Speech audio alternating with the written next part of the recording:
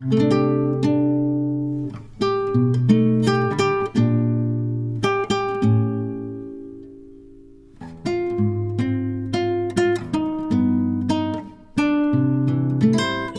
अस्सलाम वालेकुम व्यूअर्स। उम्मीद है कि आप ठीक होंगे, खैरियत से होंगे। मैं भी बिल्कुल ठीक हूँ, खैरियत से हूँ और सलामत हूँ। यहाँ पे मुझे वॉइस ओवर पे ही वीडियो बनानी पड़ रही है। एक्चुअली मैं बैठ के बात कर रही होती हूँ, लेकिन जब मैं वीडियो चेक करती हूँ तो इतना ज़्यादा पीछे से नॉइज़ आ रहा होता है कि जो टॉपिक में बात कर रही होती हूँ वो आवाज़ ही समझ नहीं आ रही होती है। जब तक आप अपने टॉपिक की आवाज़ दूसरों तक नहीं पहुँचाएँगे तो कभी भी समझ नहीं आएगा कि मैं क्या बोलूँगी, क्या बोल रही हूँ और क्या समझाना चाह रही हूँ।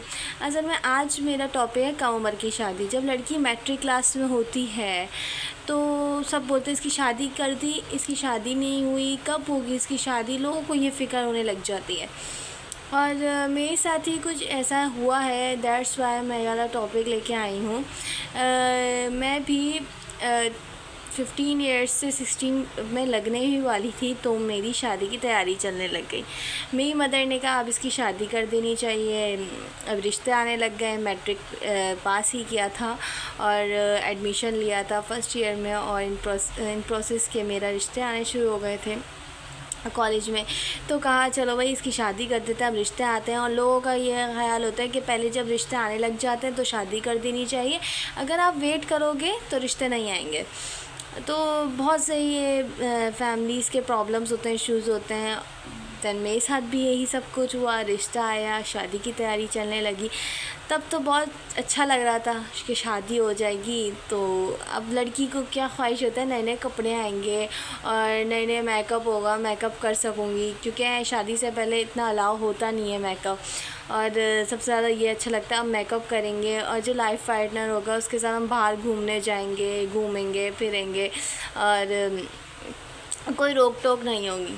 दैन पता नहीं होता कि वो एक बैचलर लाइफ से जब दूसरी लाइफ, मैरिड लाइफ में कदम रख रही होती है तो उसके साथ एक बहुत बड़ी प्रॉब्लम जो उसके साथ जा रही होती है रुखसत होके। खैर रुखसत हो गई, रुखसत ही हुई। बहुत ज़्यादा इमोशनली तौर पे बहुत इमोशनल हुई। चले गए दूसरे घर। बहुत अच्छा लगा, बहुत प्रोटोकॉल मिला वहाँ जाके भी, शादियों के मुझे भी।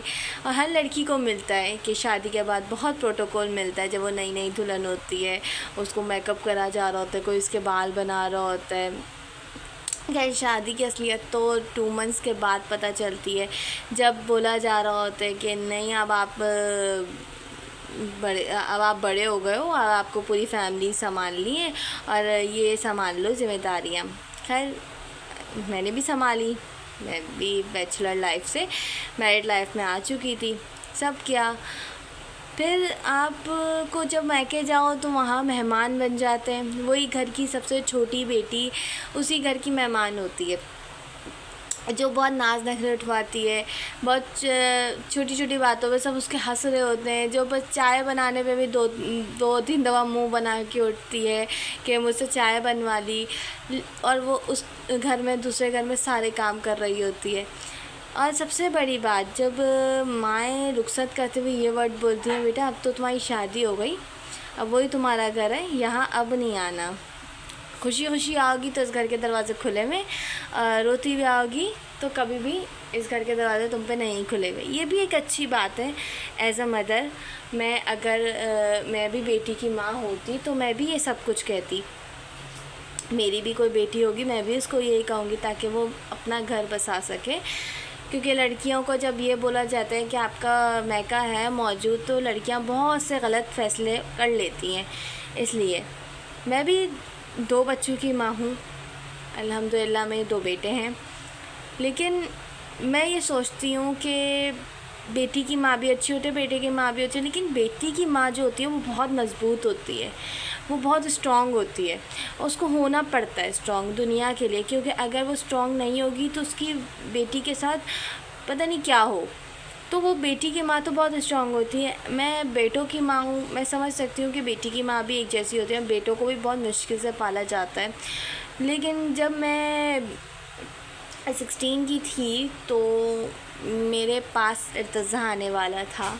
मेरा बड़ा बेटा वो मेरा आने वाला था और 1 साल बाद ही मेरा बड़ा बेटा मेरे गोद में था।